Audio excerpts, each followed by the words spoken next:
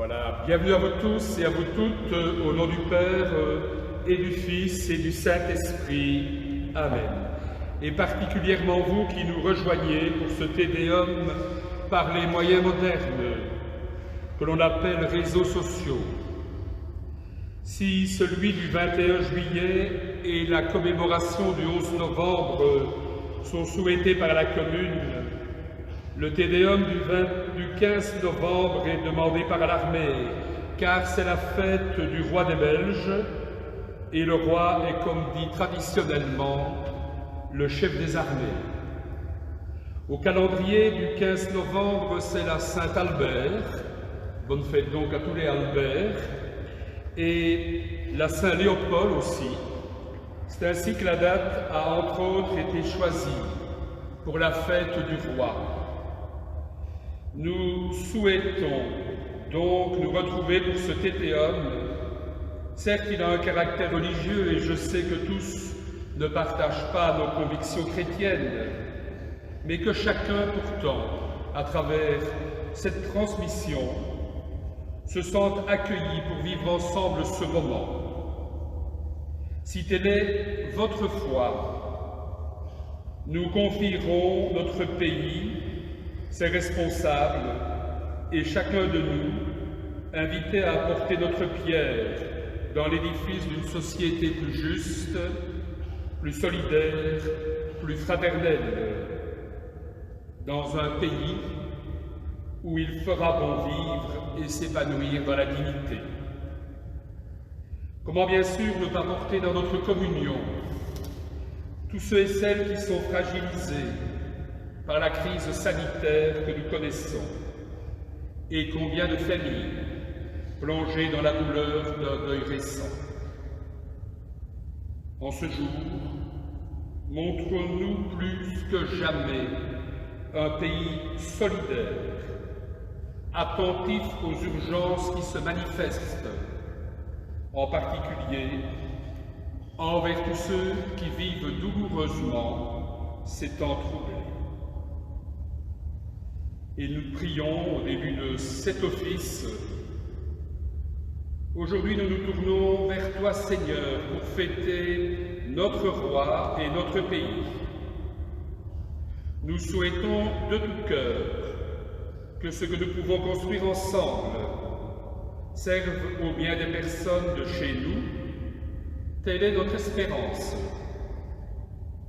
Oui, que chacun puisse découvrir dans les fonctions et les missions qui sont les siennes combien il est appelé à prendre à cœur ses responsabilités, à s'engager pour notre pays, afin que tous ses habitants puissent y vivre dans le respect de chacun, surtout du plus petit, dans un réel souci de justice et de solidarité envers tous, a fortiori les plus fragilisés, mais dans aussi une inlassable recherche de dialogue et de paix. Nous te le demandons à toi, Père qui es vivant, pour les siècles des siècles. S'asseoir. Je voudrais introduire la lecture que nous allons entendre par ces quelques mots tirés du livre du pape François, le tout dernier. Dans son récent Fratelli Tutti, le pape François plaide pour une fraternité universelle. Et dans une de ses dernières pages, il écrit ceci: lors de cette rencontre fraternelle avec le grand imam Mohammed Al-Tayyem, nous avons déclaré fermement que les religions n'incitent jamais à la guerre, mais ne sollicitent pas de sentiments de haine, d'hostilité, d'extrémisme, n'invitent pas à la violence et à l'effusion de sang.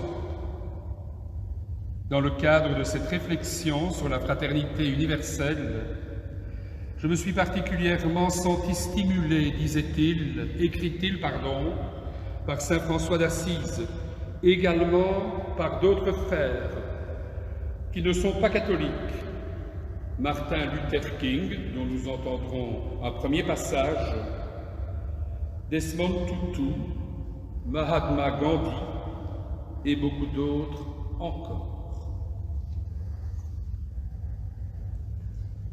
Je fais le rêve que les hommes, un jour, se lèveront et comprendront enfin qu'ils sont faits pour vivre ensemble comme des frères. Je fais encore le rêve qu'un jour la fraternité sera un peu plus que quelques mots à la fin d'une prière. Je fais encore le rêve aujourd'hui que la gloire de Dieu sera révélée et que toute chair, enfin réunie, la verra. Je fais encore le rêve que grâce à cette foi, nous serons capables de repousser au loin les tentations du désespoir et de jeter une nouvelle lumière sur les ténèbres du pessimisme. Oui, grâce à cette foi, nous serons capables de hâter le jour où la paix régnera sur la terre et la bonne volonté envers les hommes.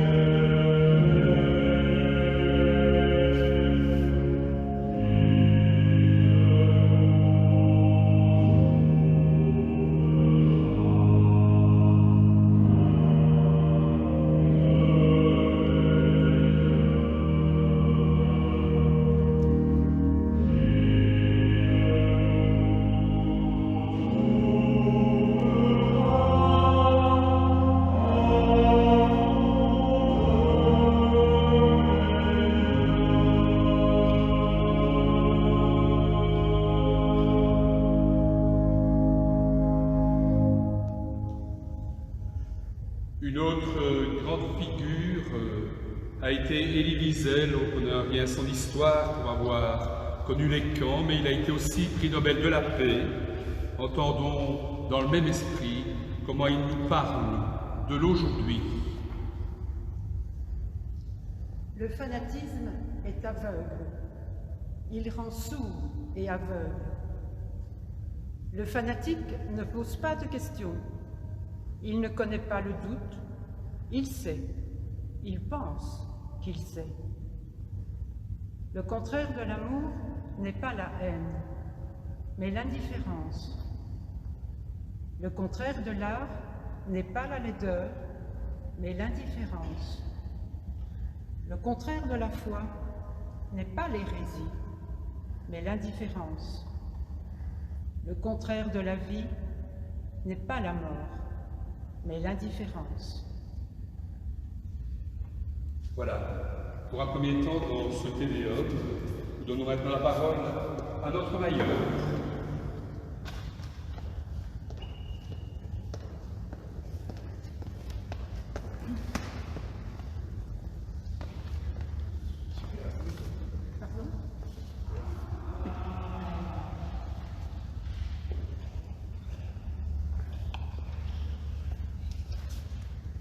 Voilà, je n'ai pas l'habitude de me servir des nouvelles technologies, mais j'applaudis des deux mains pour cette initiative de l'abbé, le dynamique abbé Barbieux et de mon ami le doyen Van Wind.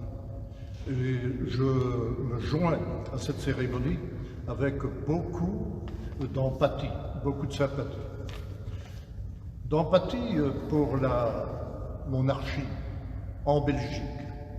J'ai bien précisé en Belgique, car pour moi, c'est une nécessité, mais vraiment impérieuse, qui s'impose à quiconque réfléchit.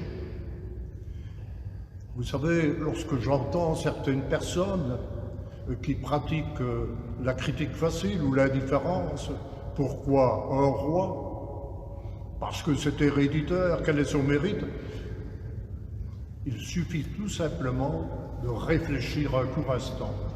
Si nous n'avions pas ce trait d'union en Belgique et qu'il faudrait élire un président de la République, prendrions-nous un ami de Flandre, un Bruxellois, une personne des pays réunimés, un Wallon, un socialiste, un libéral, un Blanche-Belanc, un franc-maçon, un catholique?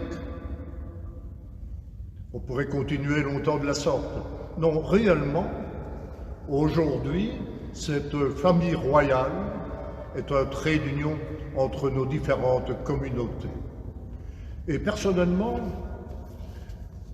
j'avais quelques questions sur l'avenir de la royauté quand le prince Philippe a succédé au roi Albert, mais depuis lors il s'est révélé vraiment comme quelqu'un de posé, réfléchi, qui évolue vraiment dans un total dévouement à cette fonction royale et qu'il le fait avec compétence. Monsieur le doyen, vous m'avez dit qu'on avait choisi la Saint-Léopold pour fêter la dynastie. Léopold Ier, Léopold II, Léopold III, qui, soit dit en passant, était le quatrième, puisqu'entre les deux, il y avait Albert. Et c'est vrai que le 15 novembre, dans le calendrier germanique correspond à la Saint-Léopold, un roi autrichien qui s'est beaucoup occupé des plus pauvres, mais dans le calendrier général à Saint-Albert, c'était donc coup double. Depuis lors, le 15 novembre, eh bien voilà, nous fêtons une des rares monarchies qui a été créée démocratiquement, directement d'emblée par le Congrès national. On a fondé une dynastie héréditaire, constitutionnelle et parlementaire. Je ne vais pas entrer dans les détails, mais le phénomène est rare. C'est le peuple, le Congrès national de Belgique, après les émeutes, qui a créé cette dynastie. Et d'ailleurs, pour vous dire que Philippe n'est pas le roi de Belgique, mais le roi des Belges, il suffit de songer à l'histoire Pourquoi le roi des Belges et non pas le roi de Belgique? Tout simplement, il faut se mettre dans le contexte de l'époque. Le contexte de l'époque, c'était que Louis XVI, 1789, la Révolution française. Là, les républicains ont décidé que Louis XVI, bien avant sa mort, s'appellerait dorénavant le roi des Français, pour qu'il soit considéré comme le roi du peuple et non pas le représentant de l'autorité divine. Et même Napoléon, empereur des Français, a continué, si vous voulez, sous cet effet de la laïcité, à donner le nom roi ou empereur des. Philippe est donc le roi des Belges. C'est un couple absolument fantastique qui, pour moi personnellement, représente à souhait vraiment la Belgique.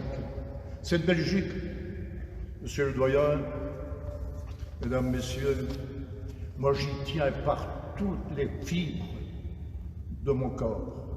Lorsque j'entends un Liégeois avec son accent chantant, qui ignore qu'il aspire les haches comme les Germains le font, quand j'entends les gens du centre de la Wallonie rouler les airs d'une manière tout à fait fantastiquement chaleureuse, lorsque j'entends les Bruxellois parler de Skif Lavabo et que lorsque j'écoute cette représentation de Madame Beulemans et autres pièces en argot, si je puis dire, ou en bruxellois, vraiment, je suis en joie. Et lorsque je vais visiter la Flandre, que je vois leurs grands peintres, quand je vois leurs monuments, quand je vois leur organisation du travail, je me dis qu'en Belgique, à part les différences de langue, c'est le même art de vivre, la même culture. Et personnellement, si je suis francophile, et je le suis résolument, je considère que je suis beaucoup plus proche d'un ami de la Flandre que de mes amis français. C'est cette Belgique que je retrouve chez le prince Philippe, et je redis non seulement mon apathie, mais j'espère le soutien de la population à ce trait d'union indispensable qui fait, pour employer un mot à la mode, qui fait son job tout à fait d'une manière exceptionnelle. Monsieur le doyen, j'en termine, j'ai peut-être été un peu long. J'adore votre texte de Elie Wiesel, vraiment un texte remarquable. Je vais peut-être emprunter votre sémantique. Vous savez que dans l'Évangile et dans la Bible, il y a beaucoup de paraboles, ces récits allégoriques que l'on avance pour affirmer une vérité religieuse ou pour un enseignement. Eh bien, je vous dirais que je considère que le roi, la reine, c'est une espèce de parabole, non pas au sens sémantique habituel, mais au sens technique d'aujourd'hui.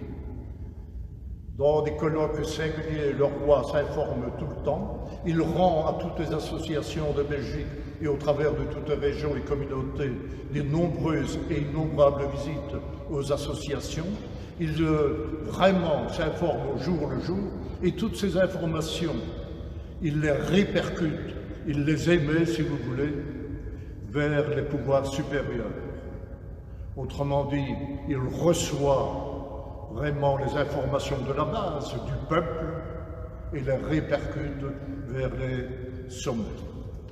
Un pouvoir d'influence qui n'est pas négligeable et franchement, la meilleure figure que l'on puisse avoir de la Belgique, c'est cette monarchie retrouvée, une monarchie jeune, dynamique, sportive, une dynastie que l'on attendait depuis quelques années. Merci de votre attention et bon dimanche.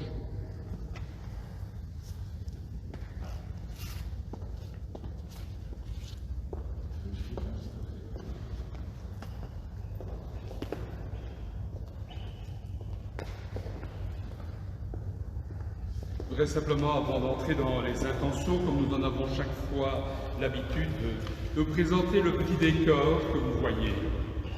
La bougie centrale représente justement le roi qui est dans notre pays, 3 communautés ou régions, les Bougies moyennes, et 10 provinces, puisque c'est dans chaque province, au centre de chaque province, que traditionnellement aussi, et dans les autres lieux qui le choisissent, on chante aujourd'hui le Te Deum.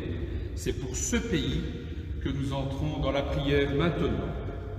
En ce jour de fête, nous nous tournons vers le Père pour lui confier notre pays et ses responsables, mais aussi tous ceux qui œuvrent à son service.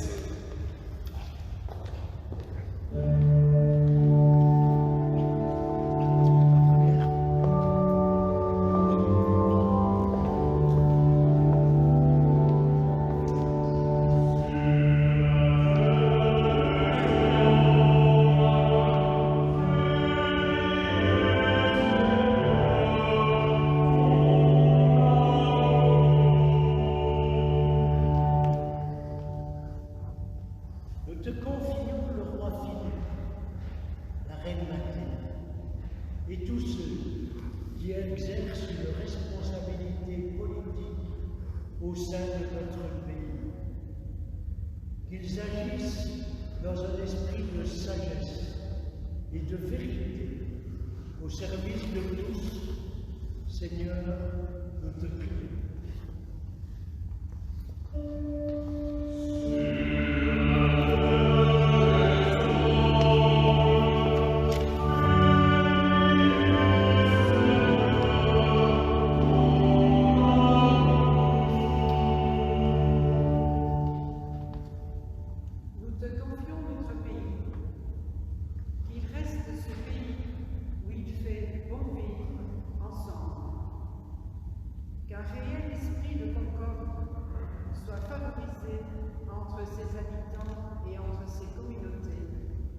Quelle que soit leur langue, race ou religion.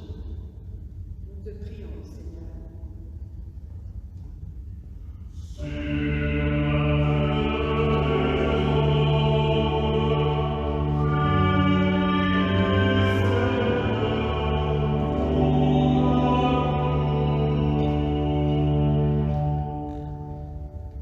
Pour tous ceux qui exercent des responsabilités économiques, sociale, pour les magistrats et tous ceux qui œuvrent au service de la justice, pour les militaires de plus en plus appelés à des tâches humanitaires, pour celles et ceux qui assurent le développement culturel et artistique de notre région, que leur engagement contribue au bonheur de tous. Prions le Seigneur.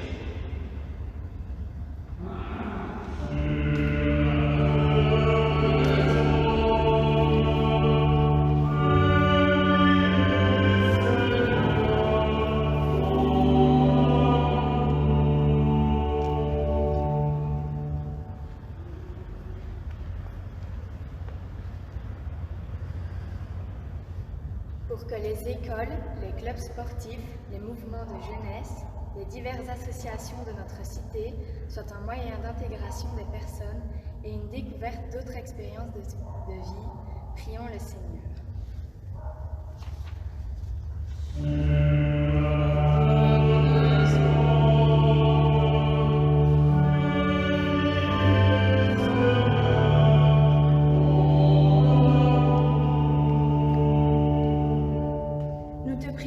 Chacun d'entre nous, quel qu'il soit, que malgré nos différences, nous puissions mettre nos talents et nos qualités au service des autres. Nous pensons, bien sûr particulièrement, à tous ceux qui vivent douloureusement ces mois de pandémie, sans oublier toutes les personnes décédées. Nous te prions, Seigneur.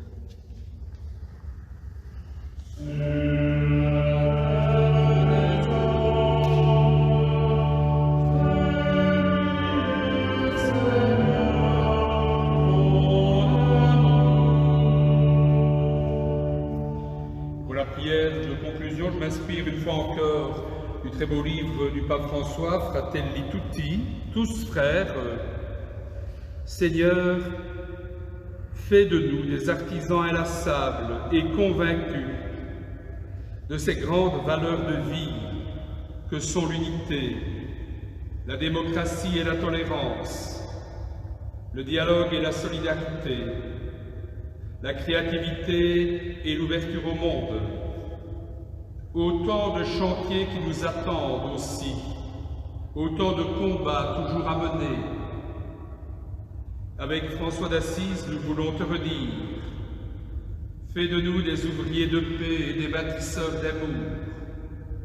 Car là où il y a de la haine, oui, que nous mettions l'amour. Là où il y a l'erreur, que nous mettions la vérité. Là où il y a la discorde, que nous semions l'union, aujourd'hui, demain et chaque jour. Le Te Deum était un chant de joie, et souvent on l'a chanté pour la première fois après une guerre, après un événement lourd. Je trouve que l'année nous pousse à aussi chanter notre joie pour quelque chose qui se vit au mieux, comme solidarité aujourd'hui, même si nous sommes portant dans notre communion, comme on vient de le rappeler, ceux et celles qui vivent lourdement ces jours. Et donc, chantons ce chant de joie en l'honneur de notre roi.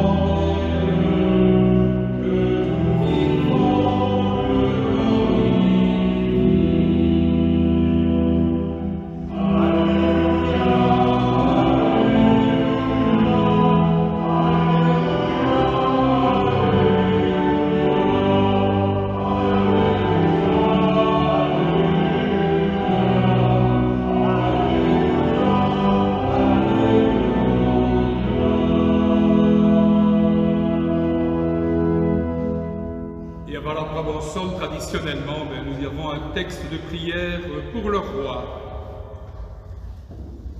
Dieu notre Père, nous te confions le roi Philippe. Nous pensons aussi à la reine Mathilde et à leur famille. Aide-le à remplir sa fonction au service de notre pays.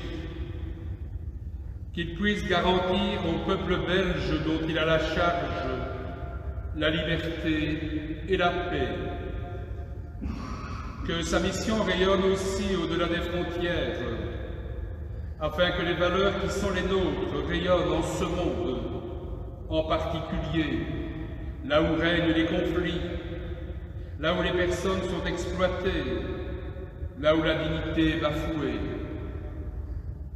Viens en aide à tous ceux qui exercent un pouvoir, que partout sur la terre s'affermissent la sécurité et la paix, la prospérité des nations et la liberté.